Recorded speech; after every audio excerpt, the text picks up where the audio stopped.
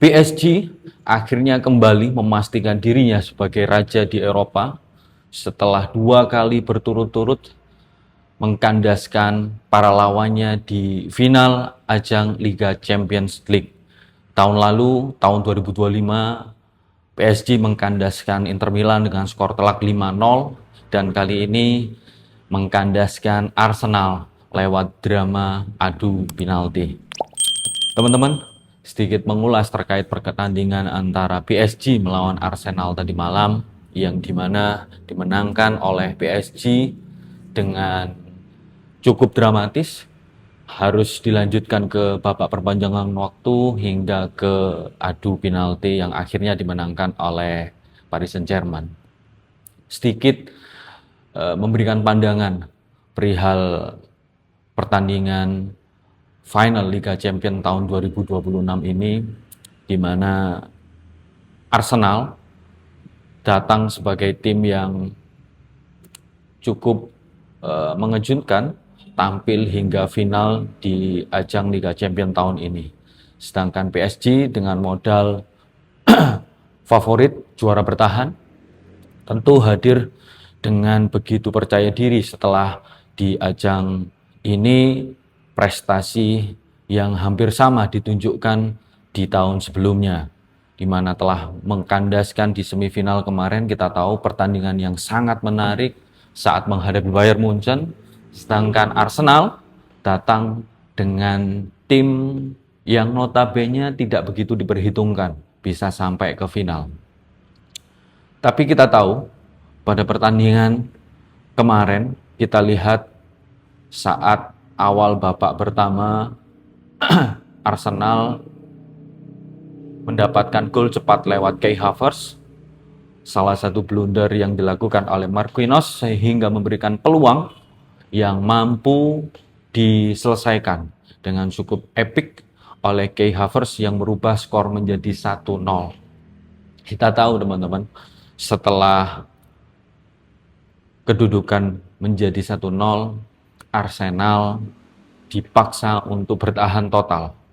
Atau mungkin kalau teman-teman yang biasa melihat Arsenal, mungkin ini adalah salah satu strategi dari Mikel Arteta sang pelatih. Tapi kita lihat efektivitas daripada PSG pada laga final tadi malam tidak begitu kelihatan.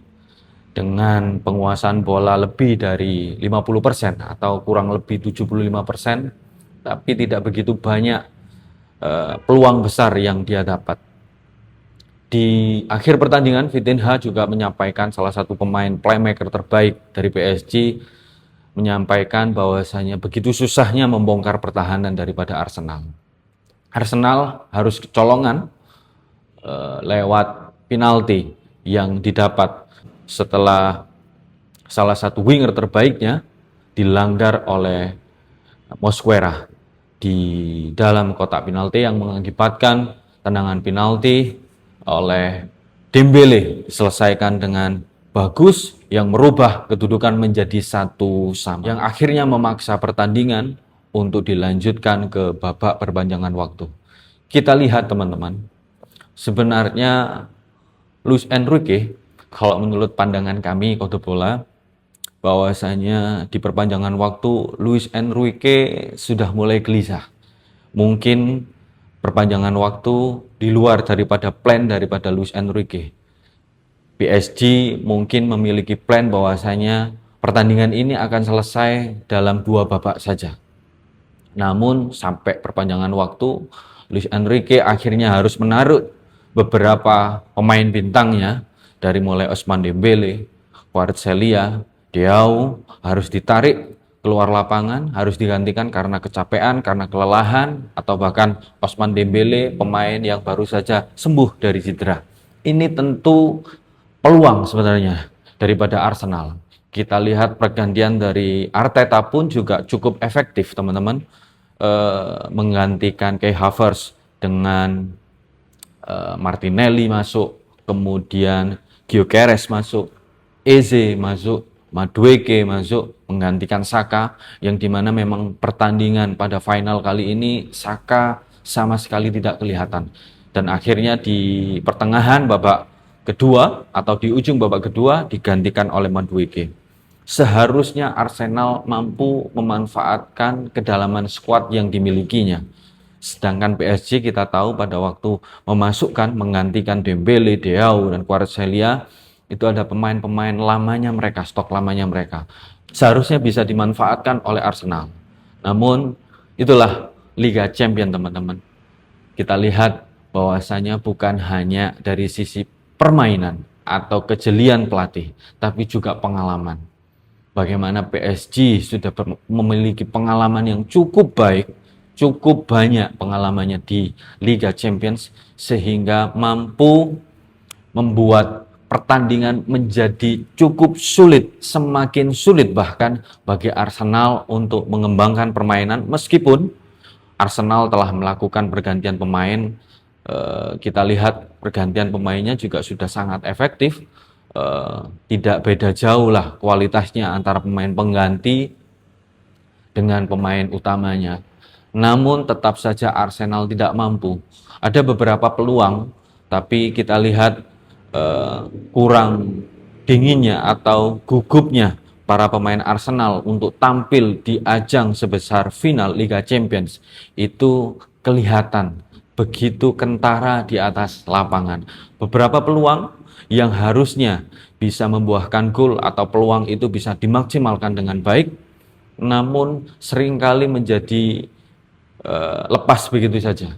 Kita tahu bahwasanya sejak ditariknya Vitinha, pertahanan atau lini tengah daripada PSG sudah mulai goyah, dalam tanda kutip, tidak bisa mendikte begitu rigid seperti di babak-babak pertama.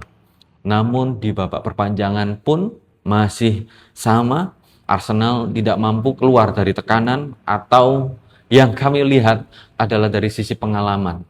Pengalaman pemain di liga yang sebesar Liga Champions, apalagi di ajang final Liga Champions, tentu membutuhkan ketenangan, pengalaman, dan akhirnya pertandingan dilanjutkan ke babak adu penalti. Dan kita lihat beberapa tendangan dari pemain Arsenal tidak mampu mengarah ke arah gawang.